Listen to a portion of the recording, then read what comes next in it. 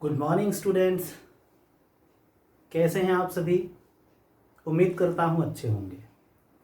आज हाजिर हूं फिर आपके समक्ष आपकी कक्षा 12वीं का एक नया टॉपिक लेकर, जिसका नाम है हिमांक अवनमन।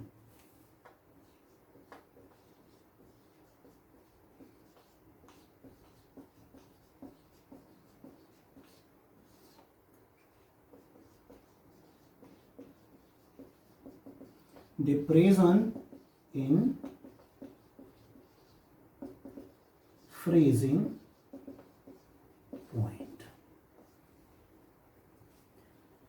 जैसा हम सभी देख रहे हैं, विलयनों के अनुसंख्यक गुण, और उन्हीं अनुसंख्यक गुणों में से तीसरा, जिसका नाम है हिमांक अवनमन। किसी भी विलयन के हिमांक अवनमन को पढ़ने से पूर्व हमें जानना आवश्यक होता है हिमांक क्या है। तो हम समझ लें पहले हिमांक। और हिमांक को परिभाषित किया जाता है कुछ इस प्रकार कि किसी द्रव का वह ताप जिस पर उसका वाष्प दाब घटकर ठोस अवस्था के वाष्प दाब के बराबर हो जाए, उस ताप को द्रव का हिमांक कहते हैं। जैसा आप सभी जानते हैं कि शुद्ध जल का हिमांक 0 डिग्री सेल्सियस कहा जाता है। अर्थात यदि शुद्ध जल को 0 डिग्री सेल्सियस टेम्परेचर तक ठंडा कर दिया जाए, जल का ताप 0 डिग्री सेल्सियस तक घटा दिया जाए, तो वह जल द्रव से ठोस में परिवर्तित हो जाएगा, अर्थात वाष्प बर्फ में बदल जाएगा। किंतु यदि इसी जल में कोई भी अवाष्पशील विलेय जैसे नमक, शक्कर, ग्लूकोज या सुक्रोज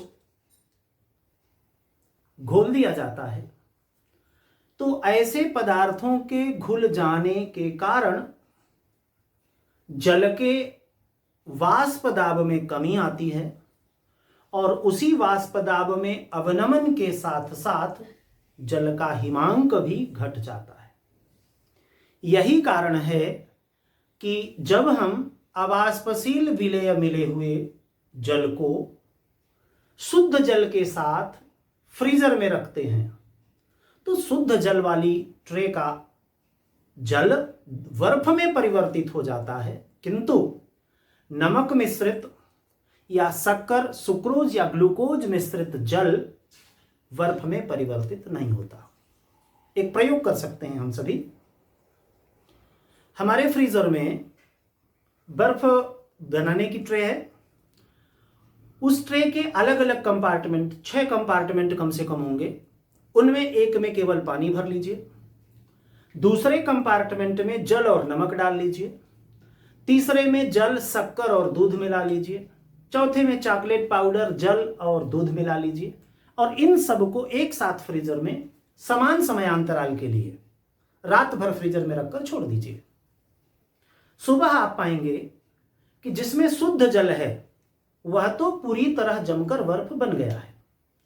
शेष अन्य किसी भी ट्रे का जो पदार्थ रखा हुआ था वह बर्फ में परिवर्तित नहीं होता। हो सकता है किसी में थोड़ी बहुत पपड़ी जम जाए बर्फ की, शेष बर्फ नहीं बनेगी। इसी तरह दूसरा एक एग्जाम्पल देखिए कि जब हम डीप फ्रीजर से निकालकर दुकान से आइसक्रीम खरीद कर ले आते हैं, तो वो जमी हुई रहती है, टोटल सॉलिड होती है।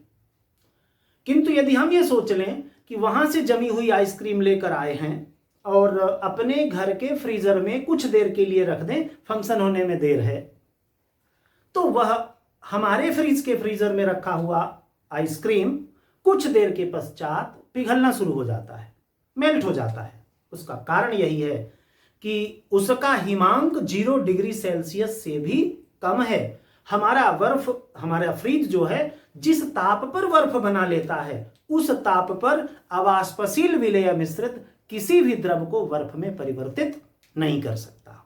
अर्थात उस ताप से और नीचे तक ठंडा करना पड़ेगा, जो हमारे फ्रीजर का टेम्परेचर नहीं है, इसलिए वह आइसक्रीम पिघल जाती है। आइए क्वथन हिमांक अवनमन को परिभाषित करें। जब किसी शुद्ध विलायक में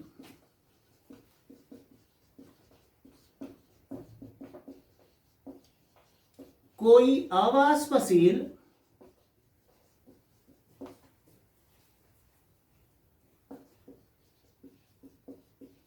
विलेय मिश्रित किया जाता है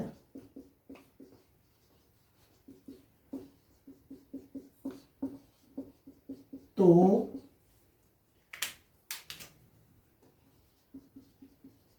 वाष्प दाब में अवनमन के कारण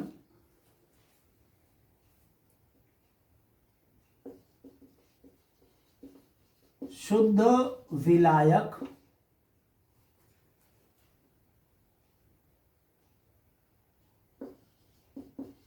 की तुलना में विलयन का हिमांक घट जाता है। हिमांक में हुई इसी कमी को हिमांक अवनमन कहते हैं। हिमांक अवनमन एक अनुसंख्यक गुण है। इसे डेल्टा टीएफ से प्रदर्शित करते हैं। यह एक अनुसंख्यक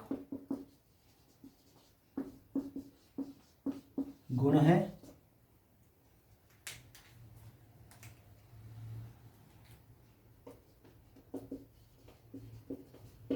किसी विलयन का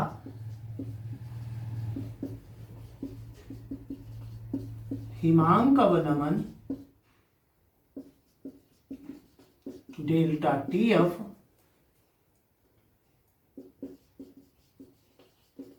शुद्ध विलायक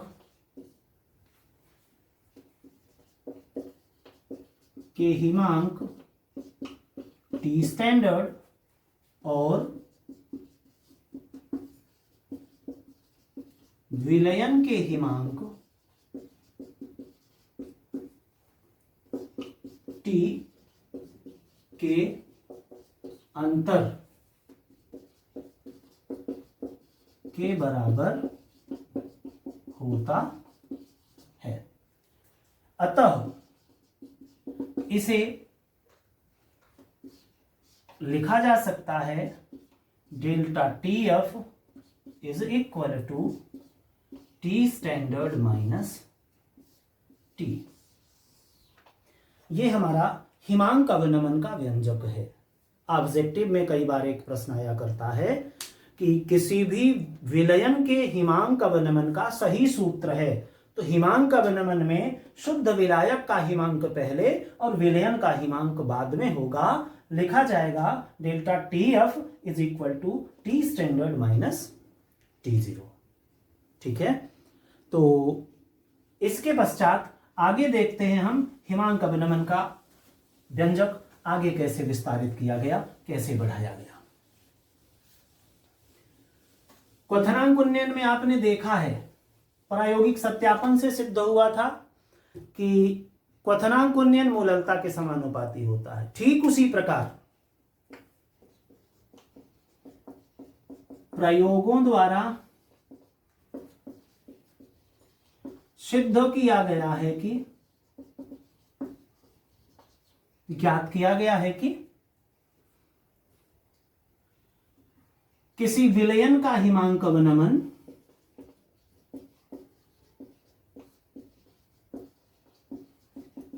हिमांक अवनमन डेल्टा TF उसकी मोललता स्मॉल m के समानुपाती होता है। ठीक है, इस आधार पर लिखा गया delta TF proportional to m, या इसी को लिखा गया delta TF is equal to KF into m। इसे समीकरण 1 मान लें तो जहां KF बराबर मोलल हिमांक अवनमन स्थिरांक है, इसी को क्रायोस्कोपिक स्थिरांक के नाम से जानते हैं।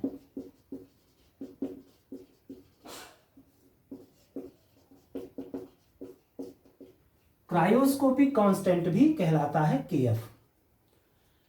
पुनः 2 नंबर का प्रश्न है, क्रायोस्कोपिक स्थिरांक क्या है या मोलल हिमांक अवनमन स्थिरांक क्या है। तो इसके लिए हमें जानना, इसी को थोड़ा आगे बढ़ा लिया जाए।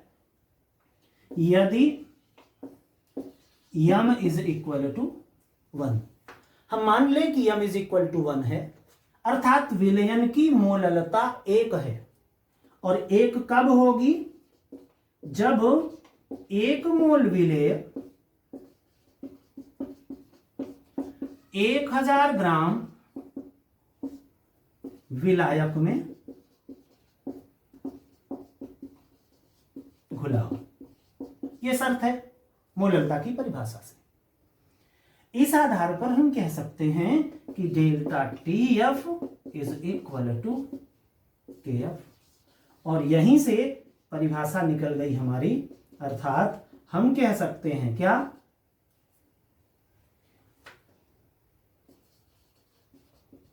किसी अवाष्पशील विलेय के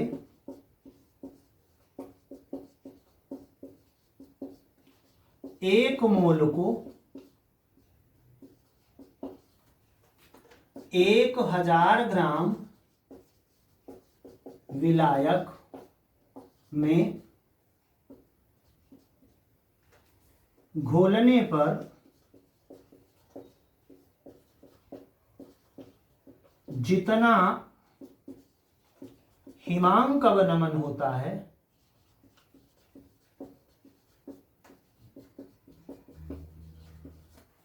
उसे मोलल हिमांक अवनमन स्थिरांक कहते हैं। ठीक है, तो हम समझ लें कि किसी भी अवाष्पशील विलेय के 1 मोल को 1000 ग्राम विलायक में घोलने पर, अर्थात अवाष्पशील विलेय का 1 मोलल विलयन बनाने पर जितना हिमांक अवनमन होगा वही उस विलयन का मोलल हिमांक अवनमन स्थिरांक कहलाएगा। ठीक है, इसके पश्चात हिमांक अवनमन का वाष्पदाब वक्र देखना है, जिसके लिए कहा जाता है कि यदि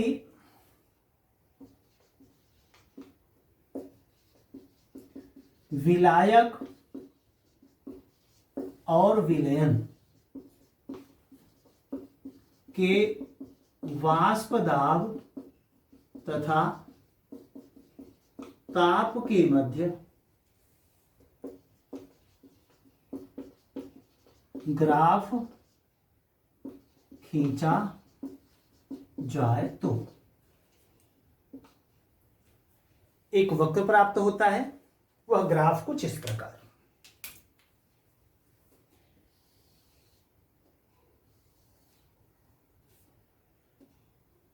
यह वक्र सॉलिड स्टेट का, यह ठोस अवस्था का ग्राफ है।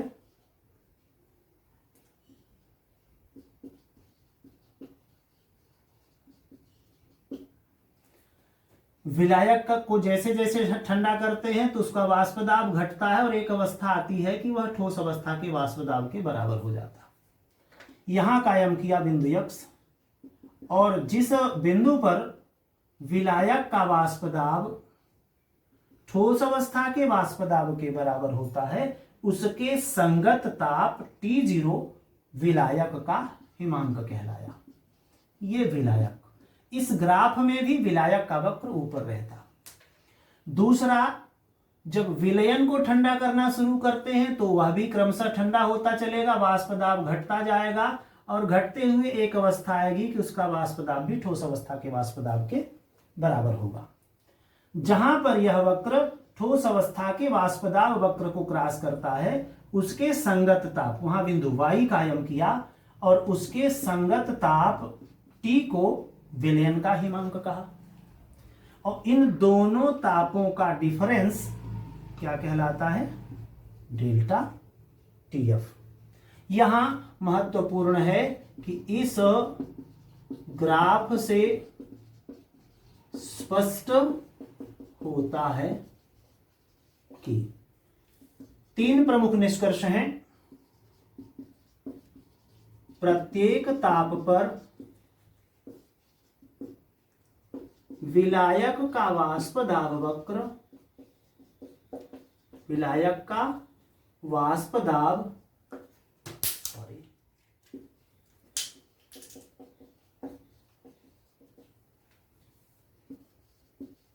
विलयन के वाष्प दाब से अधिक होता है। ठीक है। दूसरा निष्कर्ष है, बिंदु x पर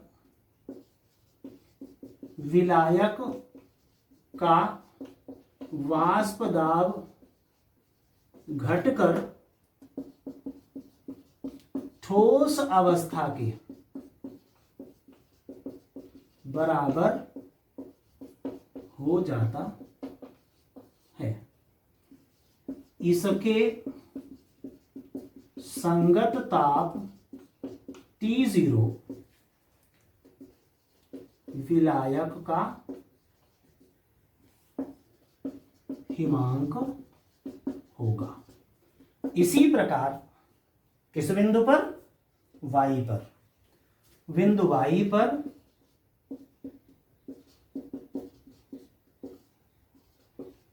विलयन का वाष्प दाब घटकर ठोस अवस्था के बराबर हो जाता, अतः संगत ताप T विलयन का हिमांक होगा।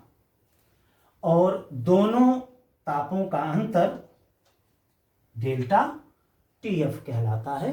यह हुआ हिमांक अवनमन। अगर आपसे प्रश्न पूछा जाए हिमांक अवनमन किसे कहते हैं, हिमांक अवनमन की व्याख्या कीजिए, इसका व्यंजक व्युत्पन्न कीजिए, तो हमको हिमांक अवनमन की परिभाषा से प्रारंभ करते हुए और ग्राफ के निष्कर्ष तक यहां तक लिखना होता है। यहां तक बिना पहुंचे हम काम पूरा नहीं कर पाएंगे।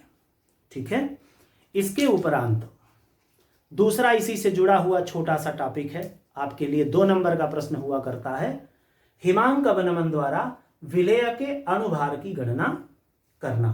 तो उसको हम देख लेते हैं।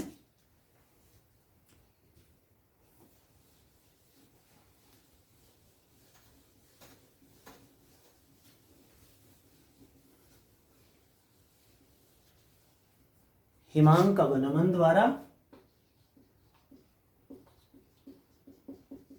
अवाष्पशील विलेय का आणविक द्रव्यमान दैट इज MB ज्ञात करना। 2 नंबर के प्रश्न में आया करता है अक्सर, तो हमसे वह बन जाए।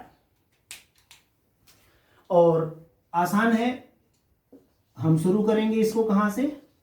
हमें ज्ञात है, क्या ज्ञात है, किसी विलयन का हिमांक अवनमन उसकी मोललता के समानुपाती होता है। Delta TF proportional to M के। Delta TF is equal to K F into M, समीकरण 1। और जहां के एफ बराबर मोलल हिमांक अवनमन स्थिरांक है, किंतु मोललता की परिभाषा से हमको पता है M is equal to WB gram into 1000 upon MB into WA gram. M का यह मान समीकरण 1 में रख दें, बस simple. Delta TF is equal to KF into WB into 1000 upon MB into WA gram. निकालना हमको MB है, MB को ऊपर ले आइए, डेल्टा TF को पुनः उस MB के स्थान पर पहुंचाइए। व्यंजक आपको मिल गया। MB is equal to KF into WB gram into 1000 upon delta TF into WA gram. यही अभीष्ट व्यंजक है जिसके द्वारा हम किसी अवाष्पशील विलेय के अनुभार की गणना कर सकते हैं यदि हिमांक में अवनमन दिया हो तो। अब एक चीज और जान लें आप कि यदि आप हिमांक अवनमन द्वारा अनुभार की गणना करने गए हैं और ये आपने पढ़ लिया है तो क्वथनांक उन्नयन सेम होता है, केवल यफ की जगह बी रिप्लेस कर दीजिए तो क्वथनांक उन्नयन बन जाएगा।